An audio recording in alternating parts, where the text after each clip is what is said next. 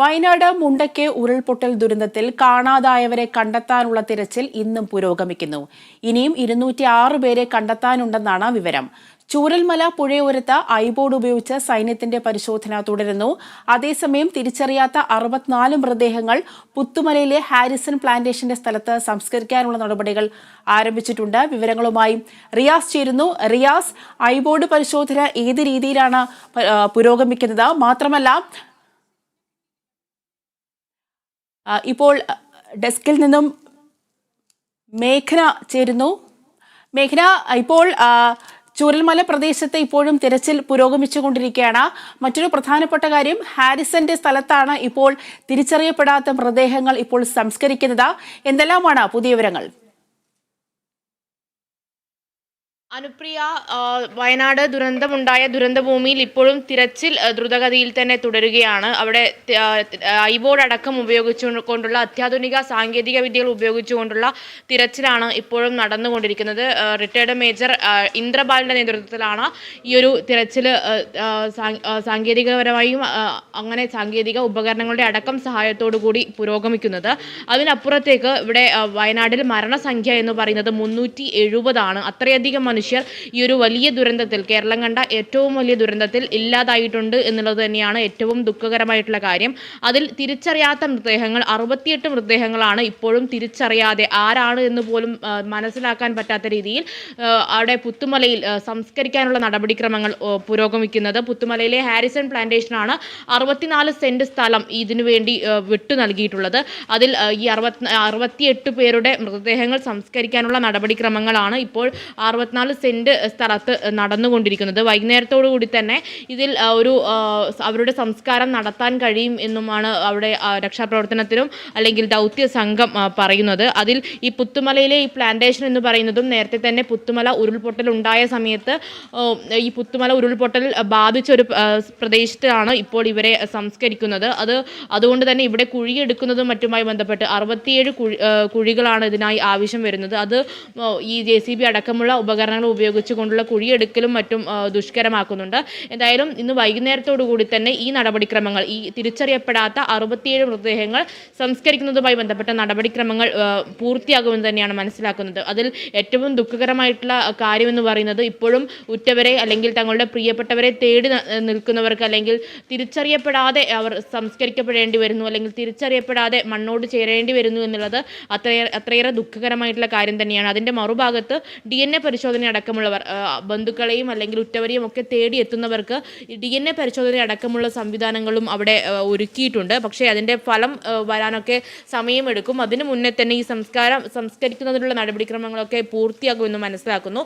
എന്തായാലും ഇന്നും ഈ ഒരു തിരച്ചിൽ ഇനിയും കണ്ടെത്താനുള്ള 200-ലധികം പേർക്ക് വേണ്ടിയുള്ള തിരച്ചിലും ദ്രുതഗതിയിൽ നടക്കുകയാണ്. ഒരു ഭാഗത്ത് ഐബോർഡ് അടക്കമുള്ള സാങ്കേതിക വിദ്യകൾ ഉപയോഗിച്ചുകൊണ്ട്, നമ്മൾ ശിരൂരടക്കം ഇത്തരത്തിൽ ഉരുൾപൊട്ടലും മണ്ണിടിച്ചിലും ഒക്കെ ഉണ്ടായപ്പോൾ കണ്ടതാണ്, ഐബോർഡ് സാങ്കേതിക വിദ്യ അടക്കം ഉപയോഗിച്ചുകൊണ്ട് ഉള്ള ഒരു പരിശോധനയാണ് മുന്നോട്ട് പോകുന്നത്. മറുഭാഗത്ത് ഹിറ്റാച്ചി JCB അടക്കമുള്ള യന്ത്രങ്ങൾ ഉപയോഗിച്ചുകൊണ്ട് മണ്ണ് മാറ്റിയുള്ള ഒരു പരിശോധനയും നടക്കുന്നു. അതിൽ ഏറ്റവും ദുഷ്കരമാക്കുന്നത് ഈ കാലാവസ്ഥയും മണ്ണിൻ്റെ ഘടനയും ഒക്കെ തന്നെയാണ്. അവിടെ നിൽക്കാൻ പോലും പറ്റാത്ത സാഹചര്യത്തിൽ ചളി പുതഞ്ഞു നിൽക്കുന്ന രീതിയിലാണ് ഈ ഭൂമി എല്ലാം ഉള്ളത്. അതുകൊണ്ട് തന്നെ ഇത് ഇന്നലെ തന്നെ നമ്മൾ ഈ JCB അടക്കം ഈ മണ്ണിൽ പുതഞ്ഞു പോകുന്ന കാഴ്ചകളൊക്കെ കണ്ടതാണ്. അതുകൊണ്ട് തന്നെയാണ് ഈ തിരച്ചിൽ ഏറെ ദുഷ്കരമാവുകയും ചെയ്യുന്നത്. കൂടാതെ ചാലിയാർ പുഴയിലും ചൂരൽ പുഴയിലും ഇപ്പോൾ പരിശോധനകൾ നടക്കുന്നുണ്ട്. അവിടെ നിന്ന് ഇന്ന് ഒരു മൃതദേഹമാണ് കണ്ടെത്തിയിട്ടുണ്ടായിരുന്നത്, മറ്റ് ശരീരഭാഗങ്ങൾ കൂടി കണ്ടെത്തിയിട്ടുണ്ടായിരുന്നു. അങ്ങനെ എല്ലാ പ്രദേശങ്ങളിലും, ഈ ഒരു പുഴ ചെന്നെത്തുന്ന കരഭാഗങ്ങളടക്കമുള്ള പ്രദേശങ്ങളിലും സമാന്തരമായിട്ടുള്ള പരിശോധനകൾ നടക്കുന്നു. എന്തായാലും ഇപ്പോൾ ഏറെ ദുഃഖകരമായിട്ടുള്ളൊരു കാര്യം നമുക്ക് അവിടെ നിന്ന് കാണാൻ കഴിയുന്നത്, ഈ 6 ദിവസം കഴിയുമ്പോൾ ഈ ദുരന്തഭൂമിയിൽ നിന്ന് ഏറെ ദുഃഖകരമായിട്ടുള്ളൊരു കാര്യം എന്ന് പറയുന്നത്, തിരിച്ചറിയാൻ പറ്റാതെ, ഊരും പേരുമില്ലാതെ തിരിച്ചറിയാൻ പറ്റാത്ത രീതിയിൽ 67 പേർക്ക് ഈ ഒരു മണ്ണോട് ചേരേണ്ടി വരുന്നു എന്നുള്ളതാണ്. സർക്കാരിനെ സംബന്ധിച്ചിടത്തോളം ഇനി മുന്നോട്ട് പോവുക, അല്ലെങ്കിൽ ഇനി ഈ ഒരു ഭൂമി ഈ മൃതദേഹം സൂക്ഷിച്ചു വയ്ക്കുക എന്ന് പറയുന്നത് സർക്കാരിനെ സംബന്ധിച്ചിടത്തോളം ഏറെ പ്രയാസമുള്ള കാര്യമാണ്. അതുകൊണ്ട് തന്നെ സംസ്കരിച്ചേ പറ്റൂ. പക്ഷേ അത് ഉറ്റവരെ സംബന്ധിച്ചിടത്തോളം ഏറെ പ്രയാസമുണ്ടാക്കുന്നു. ഇന്ന് തന്നെ 6 ദിവസത്തിന് ശേഷം, 1-ാം ദിവസം കണ്ടെത്തിയ മൃതദേഹം 6 ദിവസത്തിന് ശേഷം തിരിച്ചറിയുന്ന സാഹചര്യം അടക്കം ഉണ്ടായിരുന്നു. അതുകൊണ്ട് തന്നെ ഇനി ഏതെങ്കിലും തരത്തിൽ ഈ DNA പരിശോധന ഫലം അടക്കം വന്ന് ആർക്കെങ്കിലും ഈ മൃതദേഹം തിരിച്ചറിയപ്പെടുകയാണെങ്കിൽ അതിന് തുടർ നടപടികൾ സ്വീകരിക്കാനായി നമ്പർ ഇട്ടും പേരൊക്കെ മാർക്ക് ചെയ്തിട്ടാണ് ഈ മൃതദേഹങ്ങൾ സംസ്കരിക്കുന്നത്. അതോടൊപ്പം സർവ്വമത പ്രാർത്ഥനയ്ക്കുള്ള ഒരു നടപടിക്രമങ്ങളും ഈ പ്രദേശത്ത് പുരോഗമിക്കുകയാണ്. അങ്ങനെ ഒരു മൃതദേഹം അർഹിക്കുന്ന, അല്ലെങ്കിൽ അവിടെ വയനാട്ടിൽ ജീവിച്ചു മരിച്ച മനുഷ്യർ അവർ അർഹിക്കുന്ന എല്ലാ ബഹുമാനത്തോടും കൂടി, എല്ലാ ആദരവോടും കൂടി തന്നെയാണ് ഹാരിസൺ മലയാളത്തിൻ്റെ 64 സെന്റ് ഭൂമിയിൽ ഇപ്പോൾ സംസ്കാര നടപടികൾ പുരോഗമിക്കുന്നത്. അത് കണ്ടു നിൽക്കുന്നവർക്ക്, അല്ലെങ്കിൽ ഇത് ടെക്നിക്കലി ഒക്കെ നമ്മൾ ഇതിൻ്റെ എണ്ണവും ഒക്കെ പറയുമ്പോഴും കണ്ടു നിൽക്കുന്നവർക്ക്, അവരുടെ ഉറ്റവർക്ക് അതേറെ ദുഃഖകരമായിട്ടുള്ള കാര്യം തന്നെയാണ്. മേഘന, മറ്റൊരു കാര്യം, അതായത് ഇപ്പോൾ ഇന്ദ്രബാലിന്റെ നേതൃത്വത്തിൽ ഐബോർഡ് പരിശോധന നടത്തുകയാണ്. അവിടുത്തെ ഒരു കാലാവസ്ഥ ഇപ്പോൾ എങ്ങനെയാണ്? കാരണം മഴ മുന്നറിയിപ്പുണ്ടായിരുന്നു, വയനാട് അടക്കമുള്ള വടക്കൻ ജില്ലകളിൽ മഴ മുന്നറിയിപ്പുണ്ടായിരുന്നു. ഇപ്പോൾ അവിടുത്തെ ഒരു കാലാവസ്ഥ എങ്ങനെയാണ്? ഇത്തരത്തിലൊരു റഡാർ പരിശോധന നടത്താനുള്ള അനുകൂലമായൊരു കാലാവസ്ഥ തന്നെയാണോ? ചാലിയാർ പുഴയിലും ചൂരൽപ്പുഴയുടെ ഭാഗങ്ങളിലുമാണ് ഇപ്പോൾ ഐബോർഡ് പരിശോധനകൾ അടക്കമുള്ള അത്യാധുനിക സാങ്കേതിക വിദ്യകൾ ഉപയോഗിച്ചുകൊണ്ടുള്ള പരിശോധനകൾ പുരോഗമിക്കുന്നത്.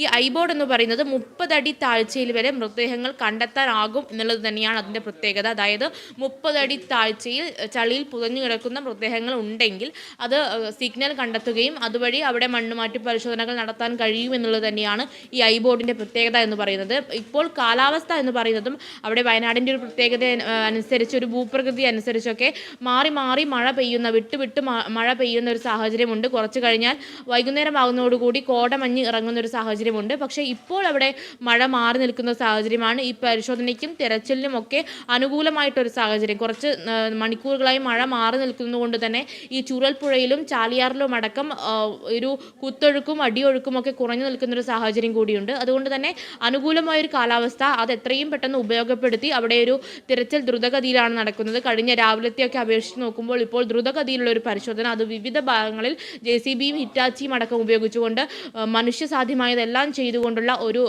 നടപടിക്രമങ്ങളാണ് പുരോഗമിക്കുന്നത്. നമ്മൾ ദൃശ്യങ്ങളിൽ കാണുന്നത് ഈ കൈകൊണ്ട് പോലും മണ്ണ് മാറ്റി പരിശോധനകൾ നടക്കുന്ന ആൾക്കാരെ, അല്ലെങ്കിൽ അങ്ങനെ വിവിധ ഭാഗങ്ങളിൽ നിന്ന്, കേരളത്തിൻ്റെ വിവിധ ഭാഗങ്ങളിൽ നിന്ന് എത്തിയ ആൾക്കാർ, അവർ തങ്ങളെ കൊണ്ട് സാധിക്കുന്നതെല്ലാം, അത് ഏത് തരത്തിലാണെങ്കിലും അതൊക്കെ ചെയ്തു കൊടുക്കുന്നു. അങ്ങനെ വലിയൊരു ദുരന്തം ഉണ്ടാകുമ്പോൾ അത് കേരളം ഒറ്റക്കെട്ടായി നേരിടുന്ന ഒരു സാഹചര്യം കൂടി, കാഴ്ച കൂടി നമുക്ക് ദുരന്ത മേഖലയിൽ നിന്ന് പറയാനുണ്ട്.